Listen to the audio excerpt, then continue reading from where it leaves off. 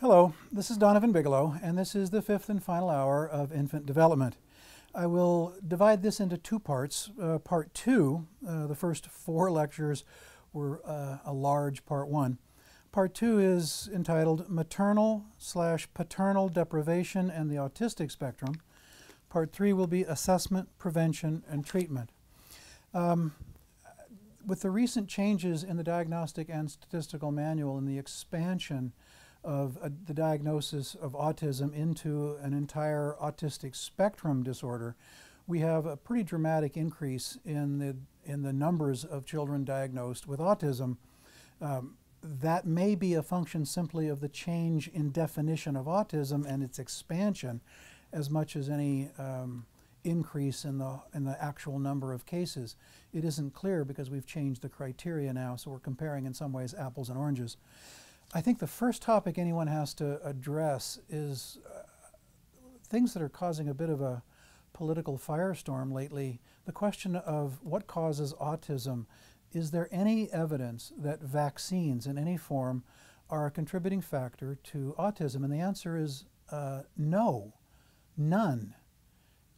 It's turned almost into a political fight, and the truth is it feels quite motivated to me that there is no scientific evidence that vaccines have any meaningful connection to any of the autistic spectrum disorders. And this is backed up by the most recent proclamations by the Centers for Disease Control and Prevention. This is the CDC. This is the federal government's leading authority on disease. Question: do vaccines cause autism spectrum disorders? Many studies have looked at whether there is a relationship between vaccines and ASD, autism spectrum disorders. To date, the studies continue to show that vaccines are not associated with ASDs. The National Institute for Mental Health, also one of the most important agencies of the federal government monitoring this sort of thing. What causes autism spectrum disorders? Scientists don't know the exact cause of autism spectrum disorder, but research suggests both genes and environment play important roles. Many studies have been conducted to try to determine if vaccines are a possible cause of autism. None of the studies has linked autism and vaccines. None of the studies have linked autism and vaccines. This isn't about disputed scientific evidence. There is no evidence, and this was the result of a federal class action lawsuit against pharmaceutical companies by parents of children diagnosed as autistic, and a federal judge held that there was no evidence after a painful years-long review of the scientific data. So I think we need to simply put that to rest, get the people whose children are diagnosed in the autistic spectrum some help to figure out how it happened, what is to be done now, and put the illusion that somehow we can blame pharmaceutical companies, put that aside. It is the parents who are responsible for the proper care of their children. Part of that proper care requires a responsible and honest evaluation of the sources of their children's difficulty. And as of now, there is not a shred of evidence that vaccines have a darn thing to do with it. We get to move on, and I will now.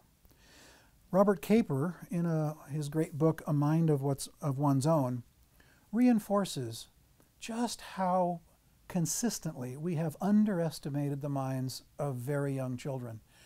Freud was bitterly criticized in 1905 when he wrote his great 3 essays on sexuality and described what everyone was shocked and appalled to hear, just how sexual very young children are in their fantasies and how sexuality and its development begins very early. We are still, every generation seems to discover that cognitive development, emotional development, development of a sense of self, development of an ability to be humanly and emotionally connected with others seems to be every generation being pushed back earlier and earlier. It is now to the point, and I think I mentioned this in one of the earlier lectures, that there isn't much doubt that in the 3rd trimester of pregnancy, the neurological structure of the fetal brain seems more than sufficient to assume a certain level of sentience, of self-awareness. I have never met a pregnant woman yet who in the third trimester did not feel a true and honest presence within her that she felt she had a meaningful and real relationship with. And it appears that the data from prenatal research would suggest that that's in fact what's going on. We underestimate babies, and we always have. And what Caper adds to that discussion, and it's kind of humbling to realize that we have to treat very young children with a lot more respect and a lot more understanding of their innate capabilities. And we have to keep in mind that we always underestimate them. One of my favorite stories, I don't know if I've told this before, is my youngest daughter, when she was about 3, give or take, she said something, and I don't even remember what it was, but it was astonishing coming out of her little mouth. And I said to her, "Victoria, where did you hear that? Who told you that?" And she looked at me very indignant. It was very clear she was annoyed that she thought I assumed someone else told her this. And she looked me right in the eye with a furrowed brow and said, "Nobody. I thinked it in my brain." And I laughed and said, "Well, you go, girl." And I realized when I was reading Robert Caper that that's a good example of that. I think it's entirely possible that she thinked it in her brain. And I didn't recognize just how complex her little brain was at that point in time. I won't do that again, or at least nearly as often.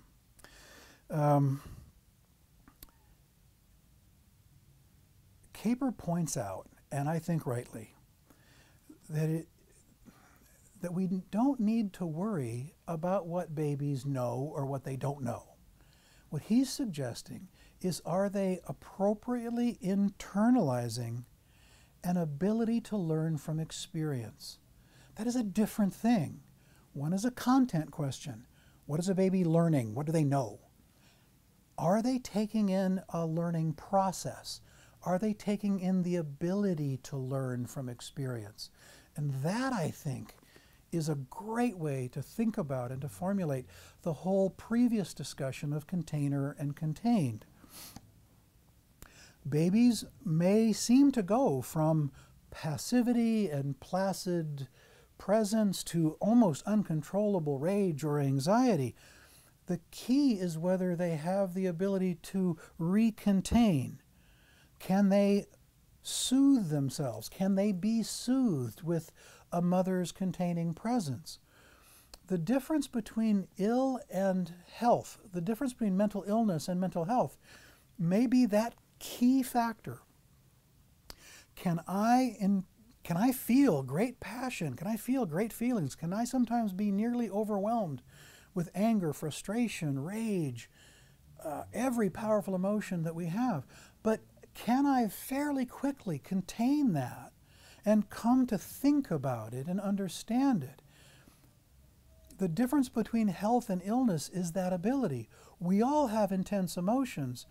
The ill cannot contain them and fall apart and fragment in the face of intense emotion. The healthy can have intense emotions, but they manage not to act out or repress in a way that generates defensive behaviors and maladaptive behaviors. The true measure of contact with reality in adults and the difference between ill and normal is that ability to contain, an ability that has to be taken in from a containing, healthy mother's mind.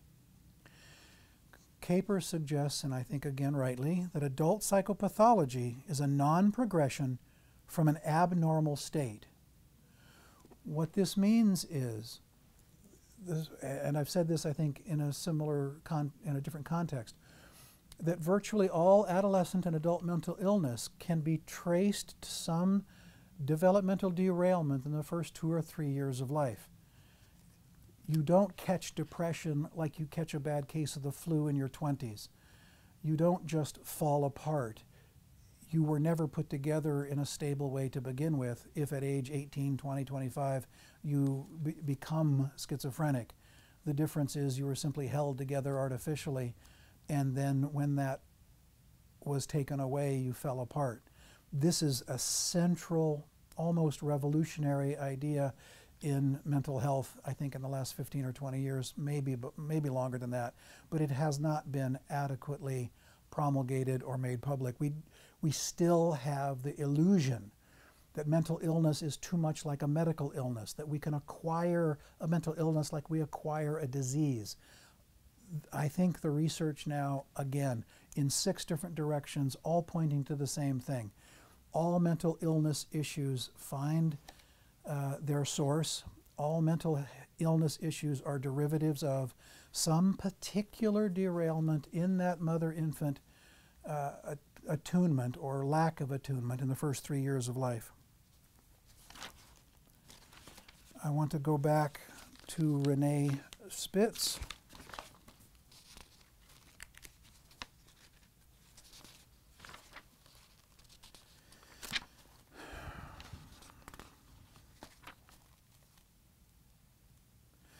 All right, and he gets very specific about this.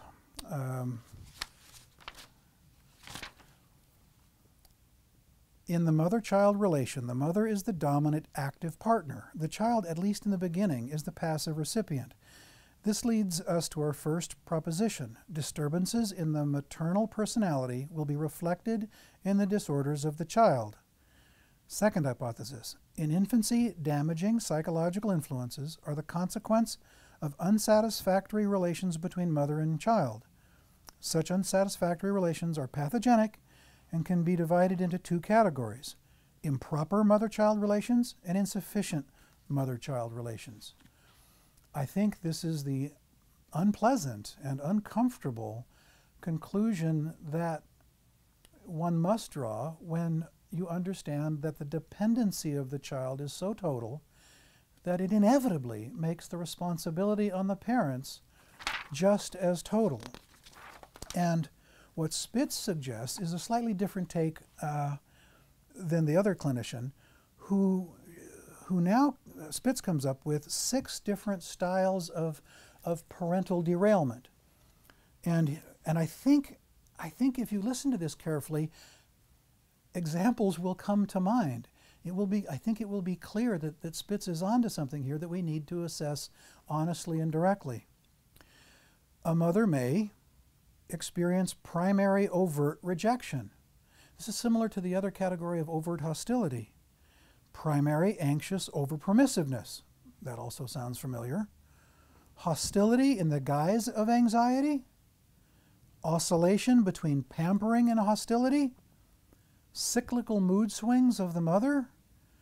And hostility consciously compensated for. I think we could spend a half hour on each one of these categories and go through the details of how they are manifested in individual cases. But I think Spitz has chosen language that seems almost self-explanatory. I would like to move now to what I think is one of the most important texts in infant development, Early Parenting and Prevention of Disorder by Emda and her colleagues. Early Parenting and Prevention of Disorder. The first direct revelation in this text is sort of clearing the boards and suggesting directly that we cannot now, as clinicians, sit back and wait for disturbed people to come in our offices. That we have some responsibility to educate, that we have some responsibility to take steps, even with our patients, at intervention and prevention.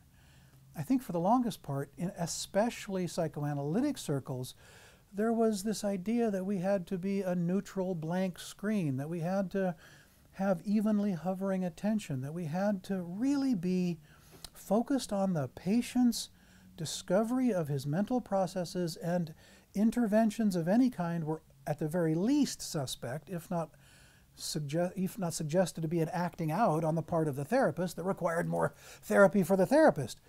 Emda and her crew are talking about almost an ethical requirement to recognize that interventions in a way that will directly facilitate the prevention of a derailed development seem now to be as reasonable for psychotherapy as it has been for 50 years in medicine. Preventative medicine, perfectly reasonable. Doctors tell us how to live our lives all the time for our own good, and we disregard their advice at our peril. What these folks are discussing is that we disregard their advice at our children's peril, and I think ultimately our own as well. So, going back to the neurological idea of epigenetics, that we have environment-dependent genetic expression.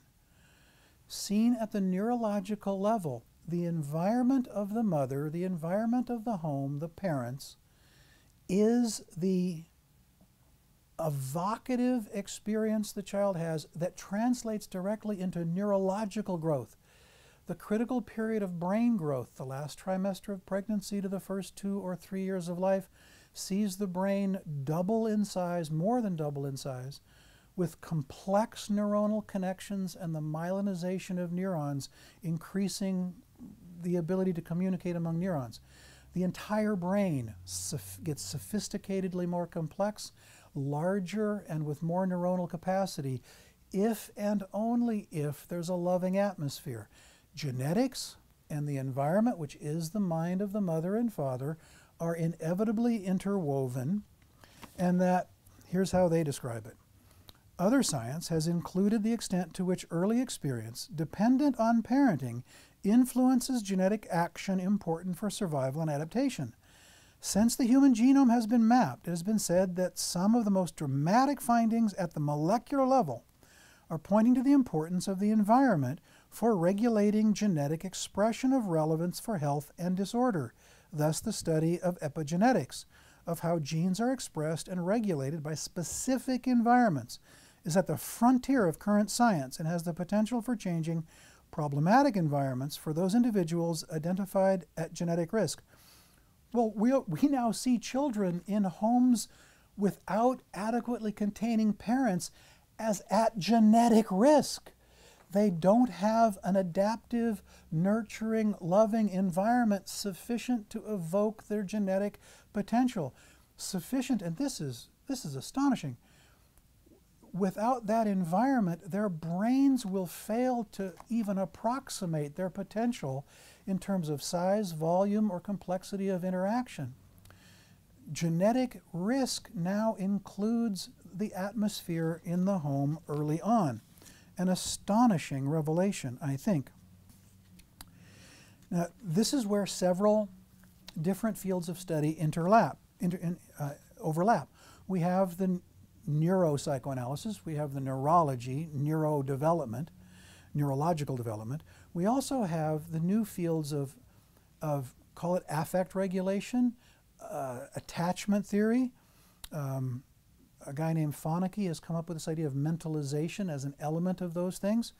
And EMDA sort of synthesizes, and her coworkers, synthesizes all of these to try to describe from that perspective of epigenetics the ideal environment for infant development. She also recognizes the neurological circuitry of the brain as, in some ways, divided between two opposing dynamics. Attachment in the face of anxiety and concern and threat, and exploration dependent on a feeling of trust and strength and safety. You can't activate both of those at the same time. One is dependent on the other. There has to be secure attachment for a self to develop sufficiently strong to see the world as a safe enough place to go exploring in. Mentalization also, I think it's quite simply the ability to think, but what I think they mean by that is subtle. Thinking what most of us think we're doing all day long isn't what we're doing. What we're doing for the most part is simply repeating almost mindlessly patterns laid down in childhood and reinforced over the years and or decades. When we have an experience, isn't it true that most of the time we simply react to it without thinking?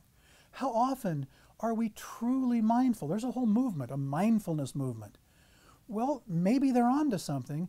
And I think what we are really onto is just how difficult that is to achieve.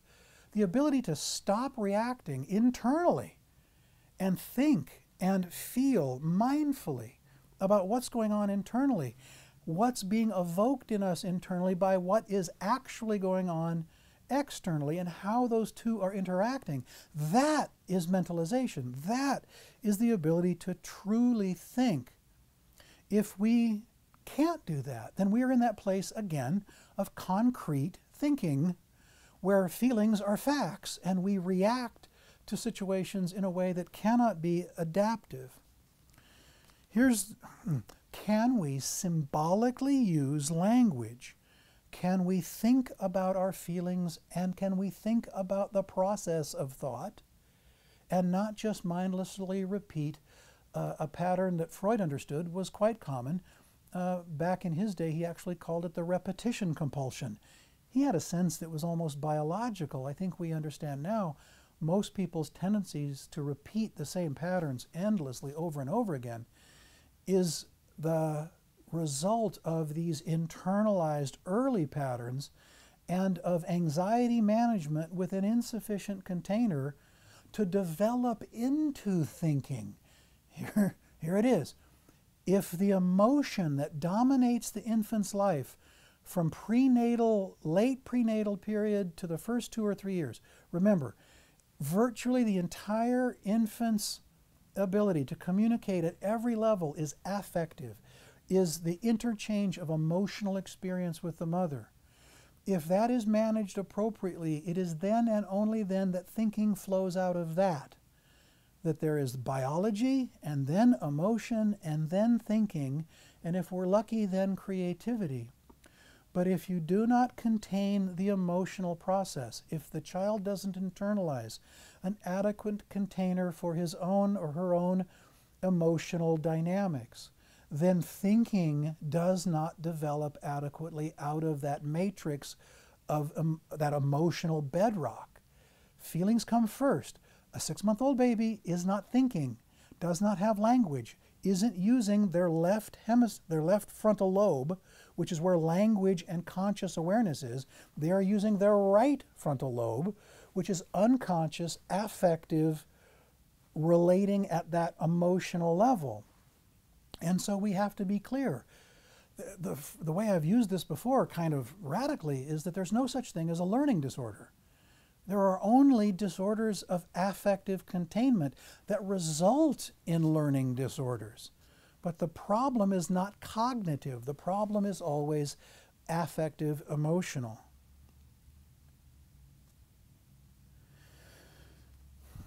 And one of the bits of longitudinal research that EMDA cites, which I think is fascinating, seems to do away with this idea of a natural resilience. People have always thought for the longest time that children go through similar processes and some of them fall apart and some of them seem to manage just fine. Well, we think that must mean some natural genetic strength, some resilience that helps them get through where others fall by the wayside.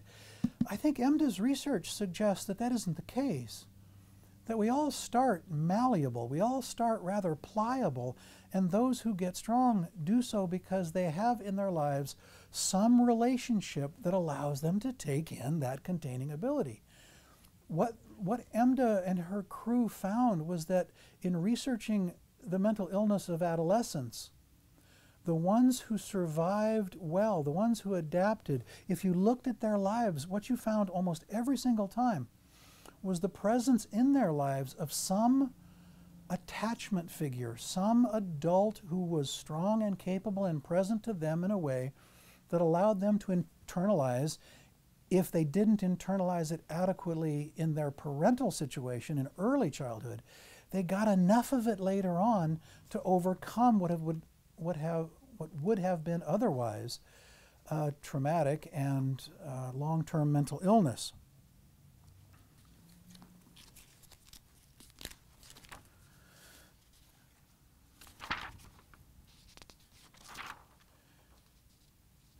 So EMDA's more recent research also suggests an expanded role for fathers. This supports what I said in the last lecture. There's actually what they call some neuroendocrinal data, basically doing hormone and chemical analysis of fathers. This finding converges with neuroendocrine data showing that fathers experience comparable physiological changes to mothers following the arrival of an infant. This is the first time I have ever heard any neurological or biological data suggesting that male fathers experience something that at least is parallel to primary maternal preoccupation. It turns out we're not so different from the mother in that experience, that we ourselves, and this is, I think, is the key, ought to have evoked a narrowing down of our focus on to protecting the baby. If we don't, something may be wrong with our developmental process. A mother who cannot experience primary maternal preoccupation, something's wrong, deeply conflicted within her. It turns out that if a father can't love his baby, can't focus on the baby and mother with a kind of cherishing kindness, something is wrong with him. Therefore, while traditionally preoccupation has been examined with the principal focus being on the mother, these studies suggest more consideration of the role of fathers and their preoccupied transition following the birth of the child.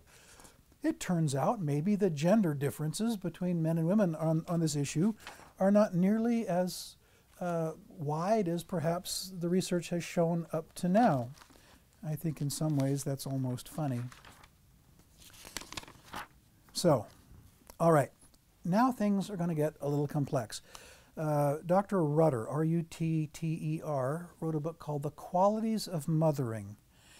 And I want to walk through some very specific things, some variables, some considerations, because he documents and has researched the effects of short-term and long-term maternal deprivation, and he recognizes just how complex that is. And I think inevitably people want to go to what is experienced by the child, what neurosis or what conflict or what disorder is being experienced by the child. And we do not take sufficient time to do a bit of a phenomenological evaluation of the child's circumstances. What Rutter is suggesting is we must pay more attention to the larger context of the child's developmental experience in order to fully understand their minds. One of the things, and one of the most important things that Rutter discusses, is when he says maternal deprivation, he does not mean just the absence of a mothering figure for a particular period of time. What he's suggesting is an absence of that emotional presence that I was discussing before.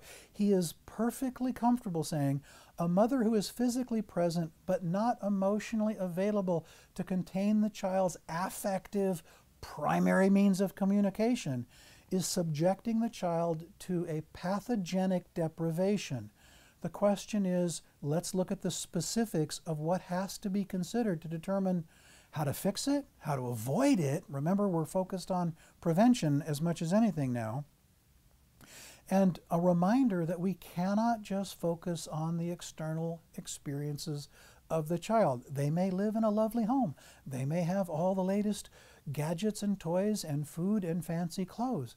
But if the mother and the father's mind is inadequate for containment, then we've got a situation of maternal and paternal deprivation. All right, Rutter describes several variables. Age of the child. Unquestionably, deprivation earlier is worse. And I want to start right now by saying all these things with an eye toward minimizing the problems. Nobody's going to fix all of these things in any one child's life, but we ought to be determined. We ought to be resolute in our commitment to fix as many of these as possible, as quickly as possible. The child's mind hangs in the balance. So, if the mother can be healthier earlier, if as soon as the mother can realize that there is some problem with her ability to contain, get the help she needs immediately. If a mother wants to become pregnant, a mother-to-be, Does she recognize, maybe through these videos, maybe through her other studies, that she's got some issues that may need to be addressed first? Get the help first so that the maternal deprivation doesn't happen when the child is most vulnerable. All agreement on this. It makes a world of difference if the child is 1 versus the child is 10 and experiences deprivation. It is catastrophic earlier. It may be manageable later if it's been adequate earlier. Is there any difference between the sex of the child, male or female? The answer is no. It appears that there's no data that suggests maternal deprivation affects a boy child or a girl child any differently. Deprivation is bad for both of them, and equally so, it appears. And along the lines that I've described concerning the old concept of resilience, there appears to be the similar sort of transition to the idea of temperament. I think most people think some babies are just naturally fussy and some babies are just naturally sort of easily soothed. Some of this research suggests that that's too simplistic. Because of the idea of epigenetics, because of the idea that there is no separating biology from environment, from maternal care, from genetic expression, we have to look more closely at what we thought was a temperament and evaluate the nature and quality of that maternal and paternal dynamic. We are much more likely to see fruitful benefit from that evaluation than we are simply to write it off as nothing more than a genetic or biological innate quality. It is very clear now that there are darn few of those in infant development. Anytime you get the sense now that this child is just innately this way or that way, it looks like the data suggests you're simply incorrect, that there will always be an interaction with the maternal and paternal care and the environment, which is again mostly just made up of the minds of the parents. That temperament, like resilience, is, I think, no longer a concept that does us much good, that has much clinical utility. You must also ask, what are the previous separation experiences? If it's true that the mind is the result of a slow accumulation of day-to-day, moment-to-moment experiences, if the mind in the context of maternal and paternal containment, the atmosphere in the home is the primary building block of the infant's slowly growing mind, we can't just look at an individual trauma or an individual separation that occurs midpoint, early, late. We have to look at the whole picture to understand how to intervene. That's the key, because it's in the context of previous potential separation experiences. The particular child's response will be determined by those experiences, not by the quality of this experience in and of itself. In addition, the duration of separation or deprivation. How long is this experience going to be? Is it 2 days? Is it 2 months? Is it 2 years? Is it forever? Is mom gone? Is father gone? We have to look at that, not just in the context of previous ones, but the context of this one and how traumatic or pervasive it is. The presence of persons other than the mother. And in this we have to look at their number and the quality of their minds. We are, to some degree, if not resilient, a tough species, and children will find substitutes if they're deprived. They will gravitate toward those whose needs, through which their needs can be met, at least in part. And so an accurate clinical assessment of a child's development will take into consideration who else is in his life or her life providing the kind of containment that potentially a situation of maternal or paternal deprivation is causing. The last thing in Rutter's list of variables is nature of the circumstances during separation and deprivation. What's going on? Is it trauma? Is it eruption? Is it the breakdown of civilization? Is it a flood that causes a move? Is it an illness in a hospital? we have to look phenomenologically again at what is actually going on and its potential meaning to the child. This is one of those cases where, again, still, it's not the thing, it's the meaning of the thing. That's the focus on all of these variables. How is it impacting the child? And Rudder's focus, I believe, like EMDA, is the question of prevention. If on all of these variables, the age of the child, the temperament or previous separation experiences, the duration of separation, presence of persons other than the mother, and the nature of the circumstances during separation, all of these, you ought to be able to minimize these if you're focused on them. If you don't realize they matter so much, you're not going to be able to intervene in a preventative way that minimizes the trauma to the child. And a derivative of this is the recognition that separation causes a grief reaction regardless of the quality of the other's care. Okay, this is important. Mothers aren't fungible. You can't simply replace a mother. A baby in utero establishes a bond with her particular birth mother. Children who are adopted out at birth are traumatized by that adoption. They are torn away from an emotional, prenatal, human connectedness. And regardless of the quality of the relationship that the child now experiences with another caregiver, the recognition that the separation from the birth mother, whether it's at the first day or the first week or the first year, or whether it's just for a little while, a week, a month, whatever, if the mother's not there for the child, regardless of the quality of the caregivers, that child will experience the loss of that loved presence of the mother and will experience some degree of grief, of loss, and even of trauma. To recognize that allows us to take prophylactic measures to minimize it, to address it, to take it seriously, without which the trauma remains uncontainable by the child. Okay. Rudder also lays out 5 principles of early life experiences.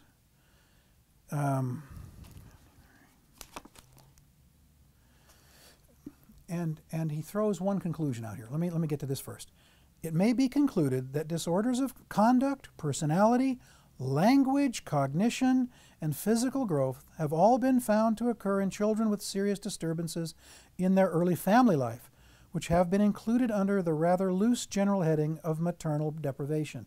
I think this is pretty profound reinforcement of the idea that all adolescent and adult mental illness has its ultimate etiology in maternal deprivation in the first 2 or 3 years of life, or even prenatally. Okay, 5 principles of early life experiences. Genetically based characteristics may be drastically modified by early experiences. Right, this is the privileging of the developmental environment now, in addition to the basic genetics, but getting away from the idea that any human behavior or any human trait is purely a function of biology. There is no evidence of that anymore, and there's plenty of neurological evidence and genetic evidence now that it's always that epigenetic mix. Early experiences have long-term consequences. I think this is the obvious conclusion of the data that shows these long-term sequelae, the derivatives of early maternal deprivation, in lifetime repetitive patterns of maladaptive behavior and mental illness. Early experiences are a major cause of individual differences. I've said before that no 2 children have ever grown up in the same household, and I think that's obviously true.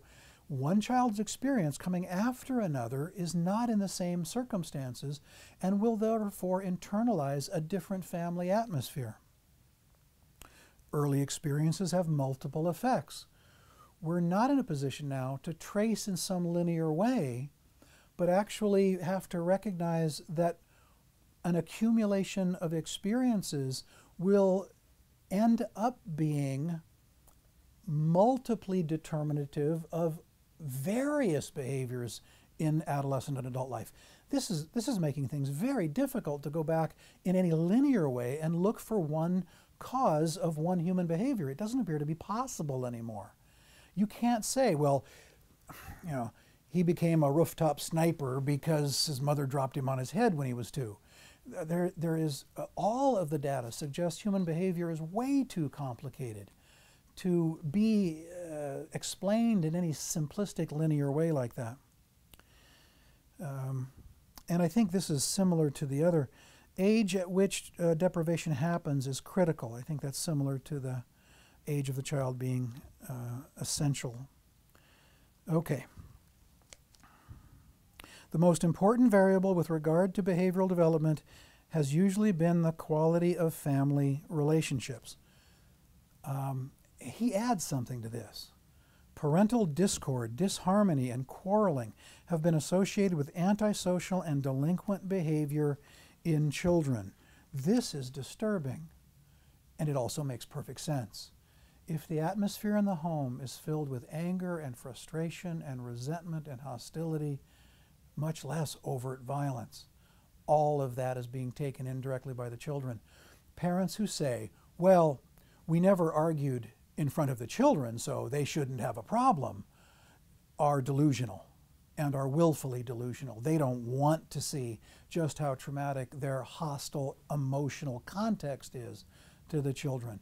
I had a patient once whose child said, whose 9-year-old son said to them, when they said, oh, we're getting a divorce, but it's okay because we're real nice around each other when you guys are present.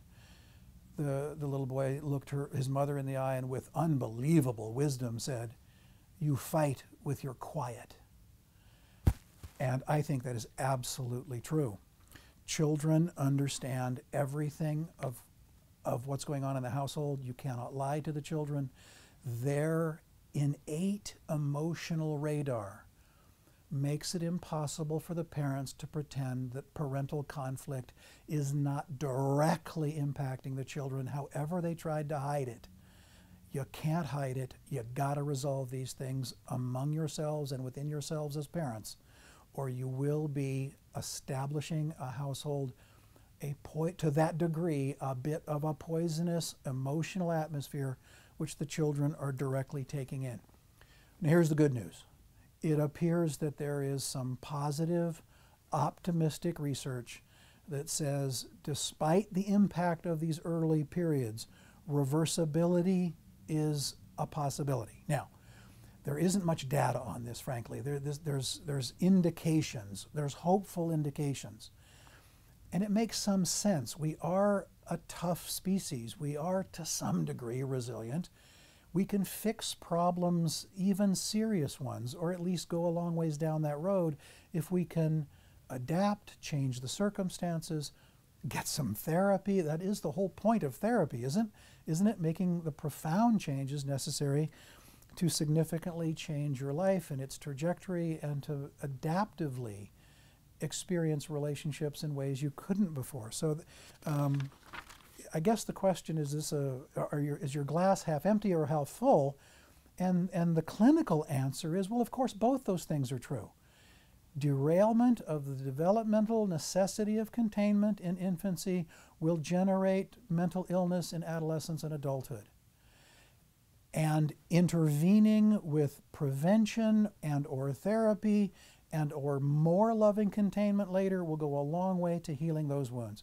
Both of those things are true. Okay, I would like to move on now to back to Judith Matrani, and I want to get in directly to the question of the autistic spectrum. And this is another area where neuroscience and psychoanalytic understandings of autism are starting to gel a bit.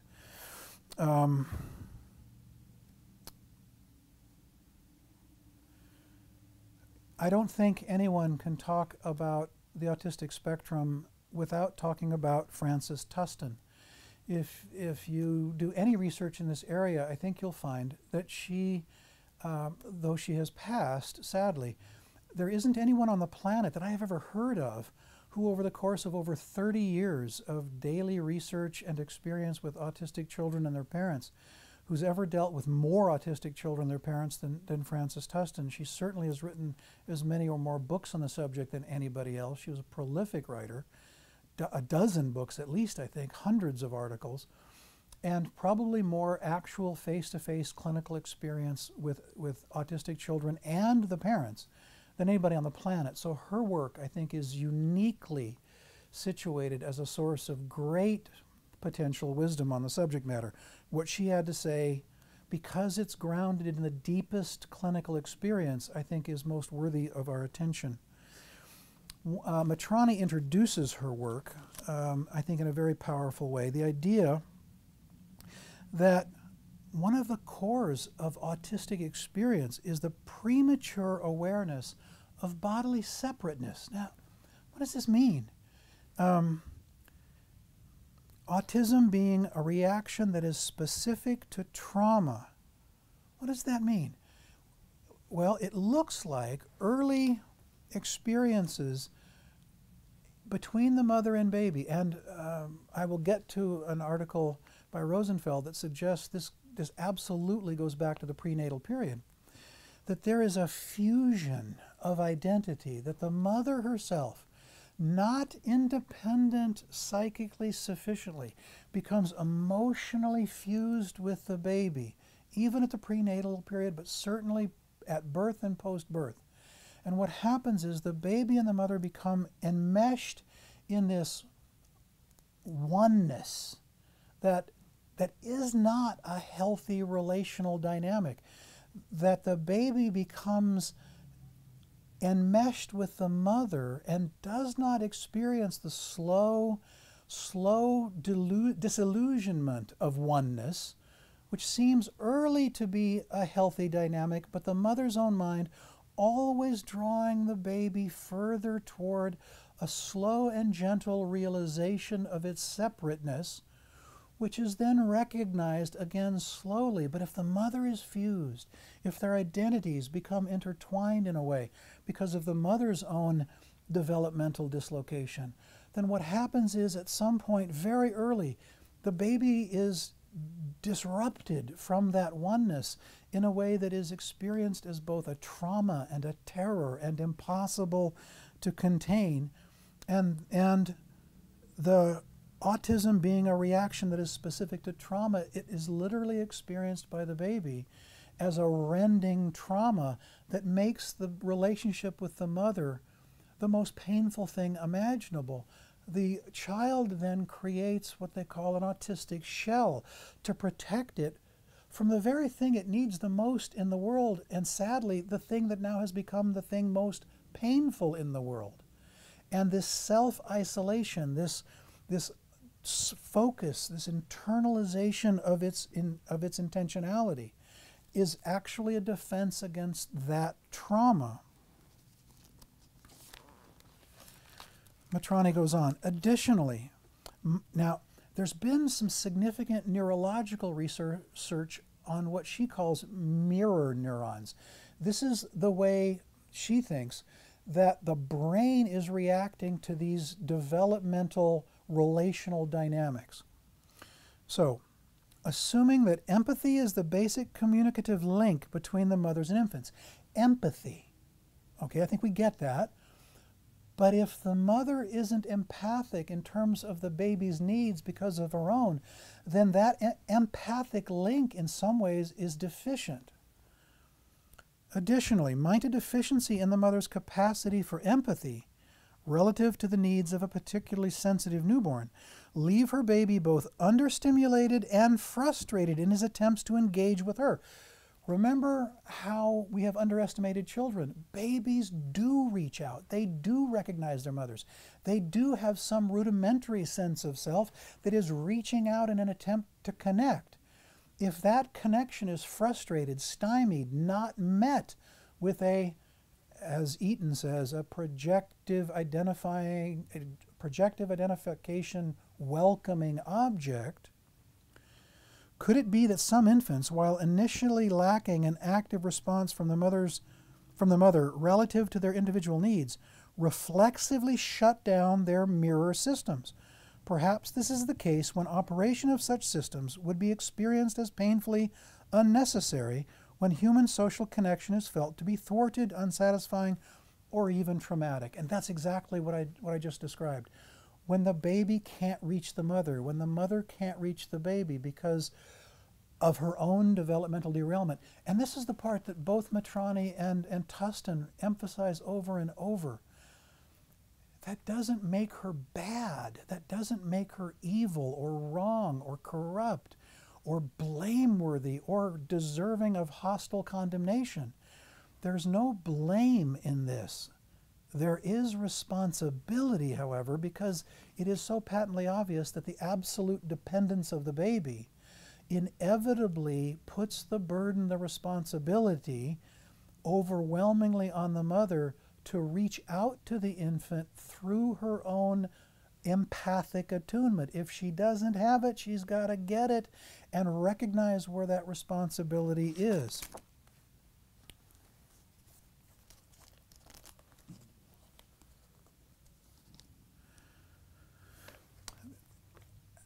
And this is where I think Matrani goes farther than anybody I've read. What she's suggesting because of this is that first and foremost, active preventive measures need to be taken. That if we see a set of parents, if we see a mother and or father who clinically present without that kind of ability to empathically be attuned to a young baby, we must recognize and intervene in a way that will get them to get the help necessary if there's any way we can. We cannot quietly sit back and let a disaster unfold for the baby if we know what's going on inside the mother's mind that is precluding her from doing what the baby needs. Now, to take the role of the father a little farther, I think several places in Tustin's writing, we have what to me was surprising, but when I thought about it a little more, not so much, privileging almost of the father's responsibility. Take this in. This is Matrani again. Tustin thought that the father could be one such agent, a protective agent, playing an important role in supporting the nursing couple through the trials and tribulations aroused by the lack of a perfect fit and the realization that they cannot absolutely control one another. An absent, passive, or too malleable father is easily used as yet another autistic object. However, father's interested and firmly supportive presence can serve as a bounding third party that holds mother and infant together in ever-growing and changing experiences. He can facilitate a self and sound separateness that might be tolerable, I think, both to the baby and to the mother here. The therapist may be able to function in this way as well, to mitigate through empathic understanding the black hole experiences, which is the way Tustin described a baby falling away from an unattuned mother and seeming to fall into this black hole of utter catastrophic isolation that has necessitated the rigid defensive maneuvers that have isolated him from life's experience, the autistic maneuvers that get labeled as autistic spectrum. Okay. I think we should move on directly to the key Tustin material. Her book, Autistic States in Children. Now, she's written over a dozen books that I'm aware of. We can't go through all of them, so I've got them all, and I've read through most of them, and I've tried to synthesize out what I think are the key points. So let me turn to that right now. Okay. There have been a lot of changes in our understanding of what autism is and how it manifests and perhaps how to treat it. Tustin's take on this change, which she actually has gone through herself. Over the course of 35 years of working, her views have changed rather radically, and what I'm summarizing is the end result, for the most part, of that developmental achievement in her. Quote, "The essence of these revised understandings is that autism is an early developmental deviation which occurs in the service of dealing with unmitigated terror." I mean, that sentence, the first time I read it, how is that possible? How is the baby having to deal with unmitigated? And I think that's the key. It's unmitigated terror. What we now understand after especially the work of Melanie Klein, that babies are drenched in intense emotions, that terror and fear and anxiety and rage and love and need are all so intense in every single baby. That part we're familiar with over the last couple of decades. But what I think Tustin is describing is when that terror, which we now see is inevitable in the developmental trajectory of every baby, is not mitigated by a containing maternal presence. That's when we have a problem. This, quote, "This means that from earliest infancy, the child's psychological development in terms of human relationships is massively diverted in an unduly autosensual direction, which increases as the years go by. If this is not modified, it affects all development." So the child, the babe, the infant's even response to a maternal deprivation at the emotional level that breaks the containment that the mother is supposed to have and provide the baby a mitigation of its inevitable, rather wide swings of emotional response to its own internal experience and to its experience in the home and with the mother and those around it. We recognize when that deprivation is at this level, the child becomes what Tustin describes as autosensual. They withdraw and do not allow impingement from the external world anymore. And I think this is where Tustin and Winnicott overlap a little bit. Winnicott described the impingement of the mother who isn't good enough, who doesn't facilitate the development of the child's needs adequately. The child experiences that as an impingement of the external. Tustin, I think, is describing something very similar, but she's focusing on the terror internal to the child's experience of that deprivation and the unmitigated inability of the child to manage their own emotional response. It's the question of bodily separateness that has become traumatic because of the lack of assistance. Experiences of unbearably sudden and painful awareness of bodily separateness from a mother with whose body they had previously felt fused and equated. Okay, this is the key part, I believe. This is Tustin, quote, the etiology, the source of psychogenic autism. First, she is very clear that she wants to distinguish psychogenic autism from physiologically or neurologically generated autism, what we now understand to be simply mental retardation or neurological damage. What Tustin is talking about, and what I am only talking about, is psychogenic autism, autism generated in the context of the relational dynamic. If it's brain damage, it's not autism. And the first thing that has to happen in any child diagnosed with autism ought to be the rule out of physiological brain damage, mental retardation that can be identified as brain damage, which very often looks parallel to psychogenic autism. Psychogenic autism can be helped, can be mitigated, can be in fact prevented. Mental retardation as the derivative of brain damage caused by either a genetic malformation or injury perhaps is a completely different category, not what Tustin or I am talking about. Psychogenic autism, the whole, and that virtually is everything in the new Diagnostic and Statistical Manual's 5th edition, the autistic spectrum disorder. We are only talking in this case about psychogenic autism. Okay, this is Tustin. My first discovery under the heading of Findings about Psychogenic Autism. My first discovery came from the first autistic child I treated. This was 4-year-old John, who had no discernible brain damage, but who showed me unmistakably that his infantile awareness of bodily separateness had been traumatic, and that he had experienced as a black hole associated with elemental panic and rage about the seeming loss of part of his body. She quotes Dr. Victoria Hamilton. The word trauma should be reserved for responses to events which arouse in most of us intense feelings of horror, a sense of outrage, and very often a feeling of revulsion and turning away. We would rather not know or hear. All right, Tustin. In these terms, autism can be seen as a massive not knowing and not hearing provoked by traumatic awareness of body separateness. It is of the nature of a post-traumatic stress disorder. It is also a survival mechanism. Experiences of unbearably sudden and painful awareness of bodily separateness from a mother with whose body they had previously felt fused and equated.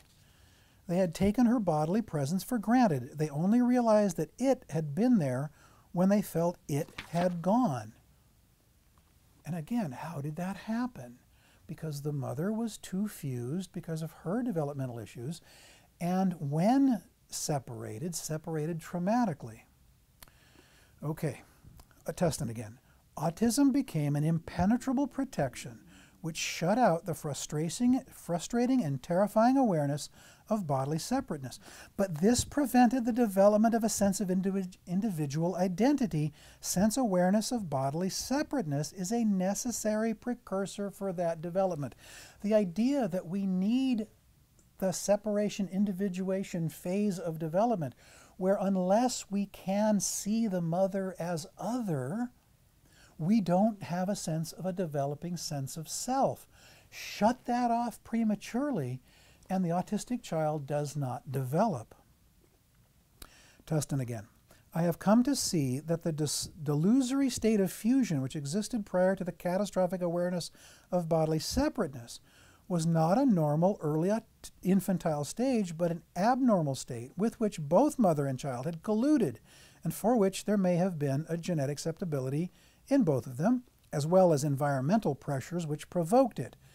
It seems clear, even in Tustin's own writings, that the environmental forces, which always are equated to the mother's mind, are the predominant ones in the evocation of an autistic reaction. Inevitably, since there was felt to be no space between them, this undue closeness hampers the development of object relations. This means that cognitive and emotional development are impeded. The closing down nature of autism is a further impediment. In other words, it just builds upon itself. The very nature of the problem generates more problems by itself.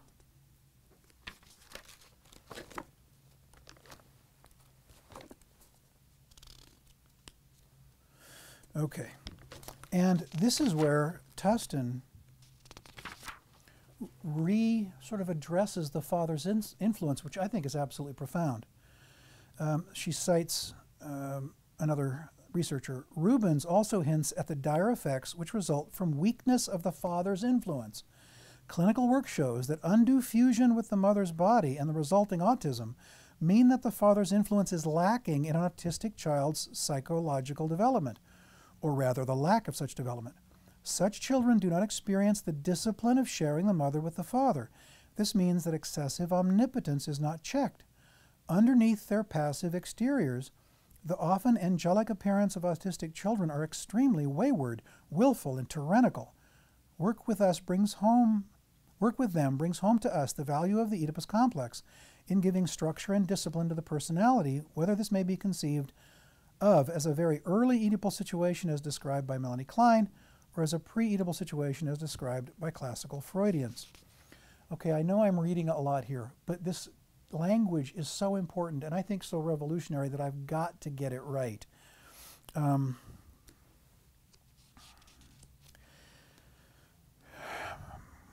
State of fusion. This is page 15 from Tustin's The Etiology of Psychogenic Autism. Joyce McDougall has given us a graphic description of fusional interlocking in several of her books. In my experience, such a mother is underconfident, bewildered, deprived, and/or depressed, and she may have experienced a shock, tragedy, or bereavement around the time of the child's birth. Such a mother cannot make her presence felt.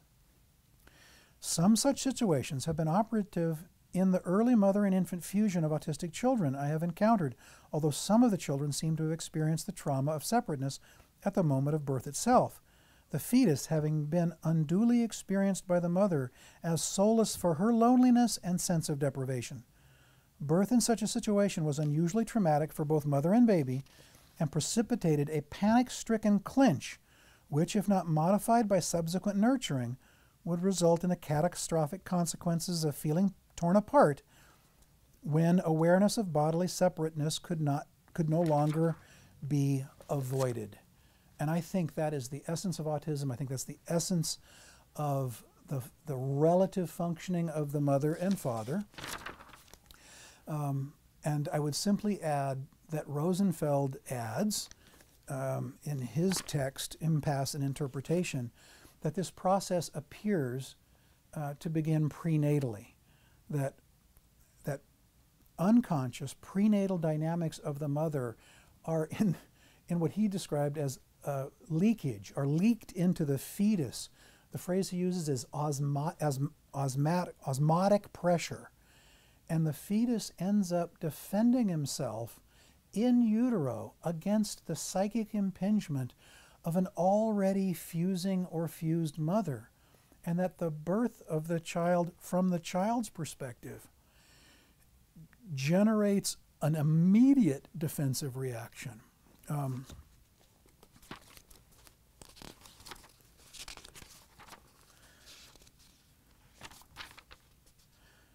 This is Rosenfeld, my reason for emphasizing the importance of very early projective processes is related to my conviction that such antenatal influences do occur in varying degrees with patients who had to suffer in utero, an atmosphere far away from the idyllic, harmonic, and comfortable atmosphere often associated with the intrauterine state.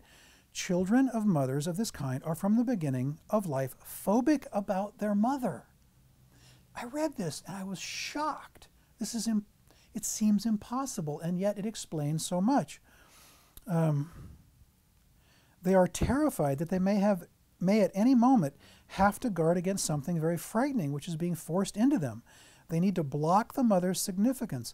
This can be observed after the child is born, but sometimes it starts immediately after birth and gives rise to severe feeding disturbances and the tendency to turn away from contact with the mother. This gives us a preventative opportunity. If this is the source of feeding difficulties in children, it immediately evokes in a clinician a desire to learn more about the context of the mother's mind and her developmental sequelae, her developmental derivatives in her own childhood, because what we might have here is a catastrophic failure of affective, empathic attunement. If we can get to this early enough with intervention with the mother, there may be hope for the infant. Disregard the mother's own contribution to the infant's autistic response, and we're effectively dooming the autistic child to continued developmental derailment.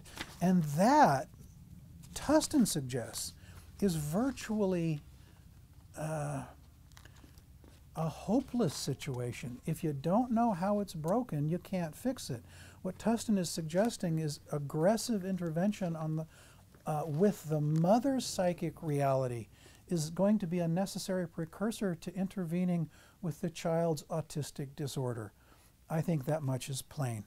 Okay, I will come back to Tustin in just a few minutes, because I think that's a good place to end. But I've been given so many questions about what I would call special issues in infant development. Each of what I'm just going to touch on 6 or 7 issues that I've had several people say, well, what about that or what about this? And the truth is I can't do everything in one even lengthy set of lectures. And so I'm going to leave some of this stuff for another day, or encourage you to pursue your own research if any of these issues seem to be interesting to you. The first is adoption And one of the most controversial books, and also I think profound, and I'm not sure how to pronounce her name. I think it's Verrier, V-E-R-R-I-E-R. Her book entitled The Primal Wound, and the suggestion, which I think is consistent with this recent developmental literature and research, is that adoption is a trauma to the baby, regardless of the quality of the home the child goes to. And especially if the adoption is anything other than immediate after birth. But even then, the prenatal connection between the mother and the child, if that is severed, the child's experience of that is going to be catastrophically traumatic. I think it's made even worse if the child's relation to the biological mother is allowed to solidify as the child's neurological development in the first year or two of life is exploding, and these templates for human relativity are laid down neurologically to tear the child out of that context. And I'm going to suggest, almost even if it's not an ideal context, and this is where the terrible dilemma is, do you take a child out of a bad situation and give it to something that's better? Well, if it's that bad, yes, but not without recognizing that no matter how bad it is, the child's going to experience it as trauma. I don't think there's a solution to this problem. I think recognizing the profound nature of the problem is going to be half the battle. I'm not trying to dissuade anyone from giving up a child into a better house or dissuading adoptive parents from eagerly adopting children they want to care for. But you got to go into this with your eyes open. I think that's good advice. I almost don't want to discuss single parenting at all because it's such a hot button issue these days. But I don't think I can avoid it entirely. Federal statistics are unmistakable. The single largest correlative fact in adolescent and adult mental health issues, criminality, early teenage pregnancy, all types of personality disorders, addiction issues, prison, every single social ill now that we are currently focusing on can be in a correlative way linked directly to single motherhood. This is painful, and I apologize, but I can't because it's reality.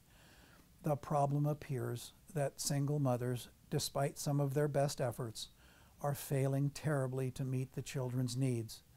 And I think if you understand the developmental needs of the children, then that failure makes more sense. It also allows you to repair the damage done. It will motivate you to stop pretending the damage isn't being done and to intervene preventively as early as humanly possible. I just don't think it's even arguable anymore. Teenage pregnancies are a derivative of teenage mental illness, a catastrophic failure of parental mental health itself, a symptom of intergenerational transmission of trauma, and unless and until it can be acknowledged as such, we are condemning generations, following generations, to mental illness. There's a good argument that it is the single most serious cultural issue of our day because it is tied in a direct way to every other issue we think's important. I can't say any more than that. The third issue is divorce. The same thing that makes single parenting problematic makes divorce problematic. A child's mind is torn apart. The earlier it is torn apart, the worse it is. The longitudinal 25, 30-year studies by Wallerstein are unmistakable evidence, I think clinically rock solid and reliable, that divorce is child abuse. And if parents don't understand that, they're in denial. A divorce will tear a child's mind apart, even a divorce into mid and even perhaps at times late adolescence. Earlier divorces, from birth, possibly before, through the latency period, through age 8 or 9 or 10 or 12, and into early adolescence, cannot be seen for the reasons this research lays down in terms of the developing sense of self in the child as anything other than child abuse. And the advice is to parents, don't do it. Have a sense of your own moral and psychological responsibility to the welfare of the children.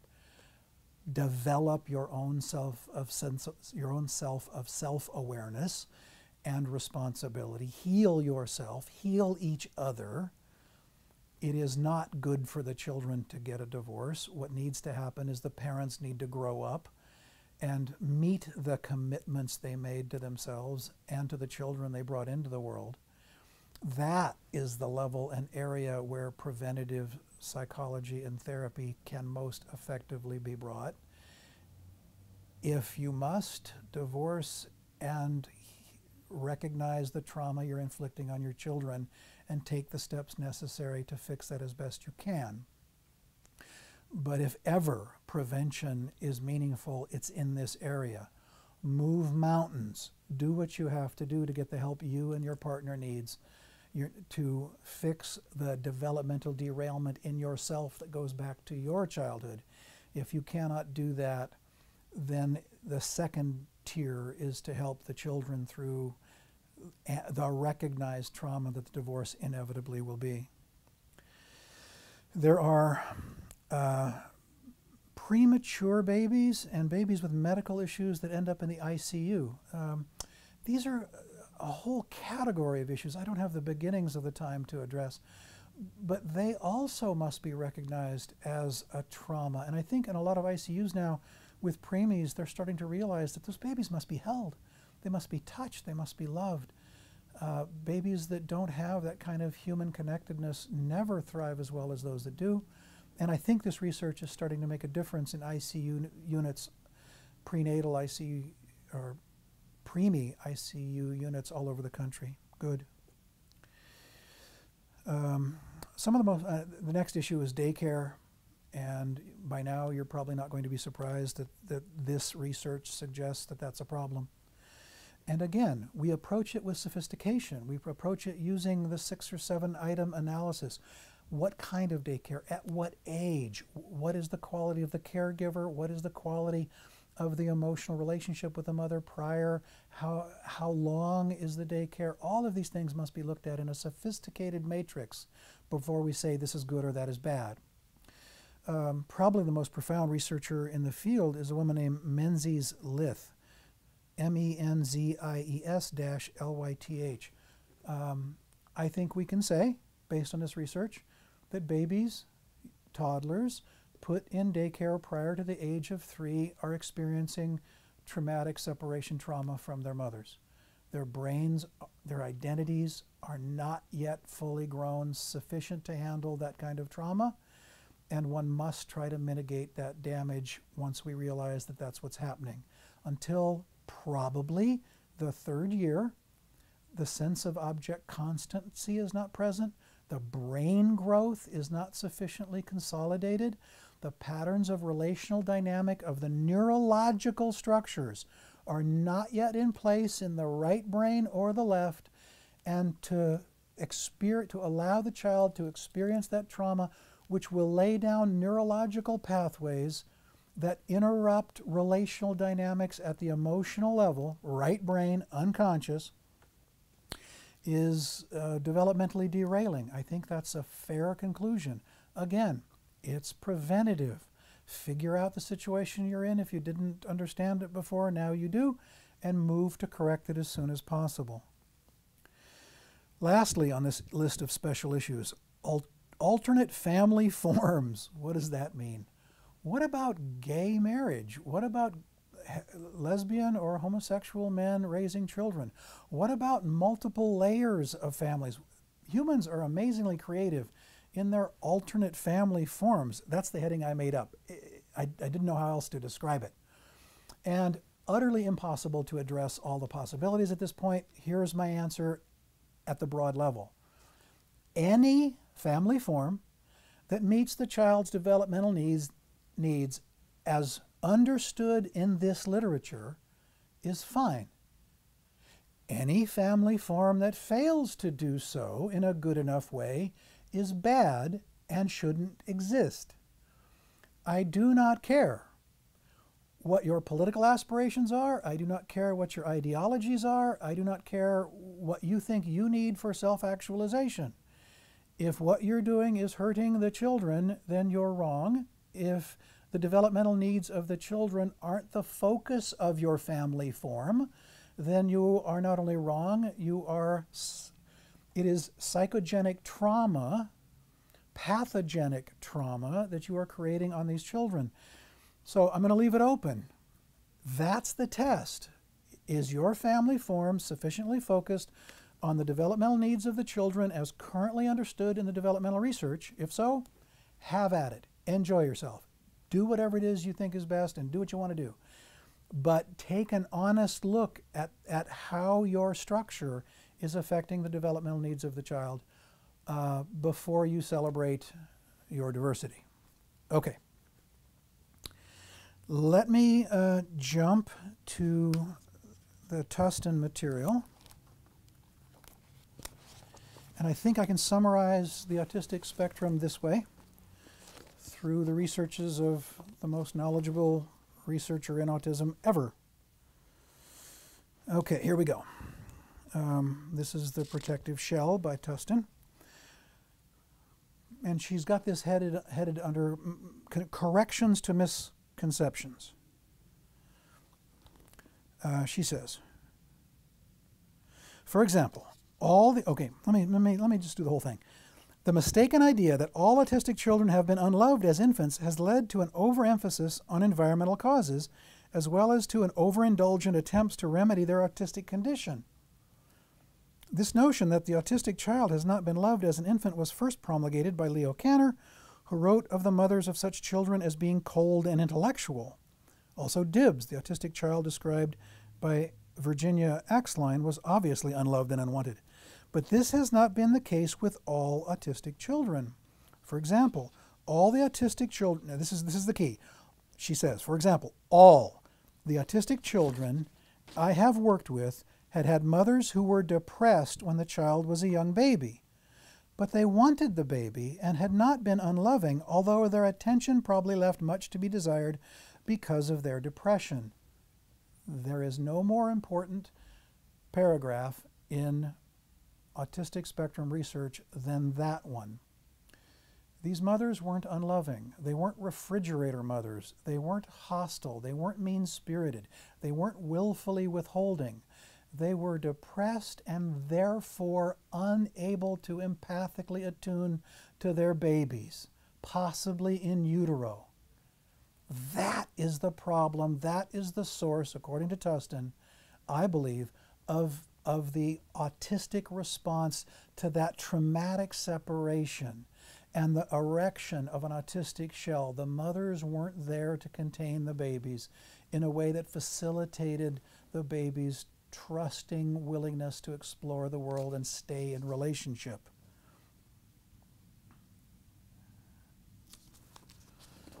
Finally, Tustin again. When we get behind this protective facade, we find that autistic children are traumatized. At a certain stage in treatment, they show us that they have had an ongoing awareness of their bodily separateness from the suckling mother or mother substitute, which for these particular babies, in the emotional climate of their nursing situation, had been insufferable. The reasons for this are different in each case, but my own work indicates that it is often an interaction between a mothering person who, through no fault of her own, could not be as in touch with the baby as she would have liked to be, and a particularly sensitive baby who tended to shy away from a degree of frustration that a more placid baby would have been able to tolerate. Also, in many cases, for a variety of reasons, the influence of the father has not been sufficiently felt as a source of strength for both mother and baby. And I think right there, those two paragraphs are the absolute core of a modern understanding of autistic spectrum disorders, all of them, the entire spectrum. It is fundamentally a trauma of maternal failure to connect in a way that emotionally attunes with the baby's developmental needs, And it has its source in the mother's own developmental failure. We're going back generations here. At some point, when this material can be taken seriously, perhaps mothers before their mothers can recognize that in order for them to be good mothers, they have to stop the intergenerational transmission of trauma. I believe it when Tustin says these mothers wanted to love their babies. They didn't have the strength because they weren't given the strength, and you cannot give what you were not given. If you weren't given it by your own household, your own parental situation, whatever that was, then you have to get it in some therapeutic relationship. This is the question of healing, of growth evoked in a nurturing, loving, therapeutic relationship, which probably can never take the place of a loving mother at the early critical stages of child development. But to me, having this intervention as a possibility, using this material to recognize the truth of our own potential difficulties and our absolute responsibility relative to a completely dependent child, gives us a great healing opportunity and the motivation to courageously see it through. If we can do that, then there is hope. If we can't, we are in trouble, because it appears that as a society we are failing more and more of our children, and the increasing diagnostic percentages of severe emotional disorders is telling us that we are failing more and more of our children in exactly the way these authors described. Perhaps,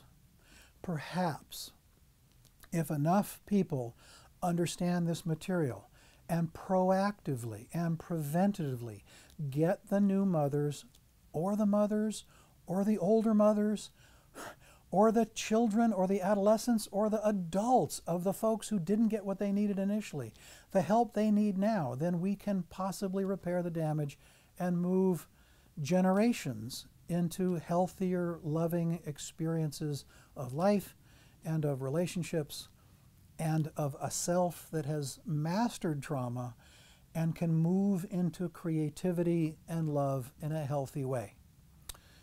I think that's what my analyst meant when he said both of those things can be true. We can recognize the terrible situation a lot of children are in, and we can simultaneously be hopeful that there's a great deal of healing to be had if we are courageous enough to take the steps ourselves to stop that intergenerational transmission of trauma and do the right thing by our children. Good luck with that. There is very little more important that you could do. Take care. Thank you.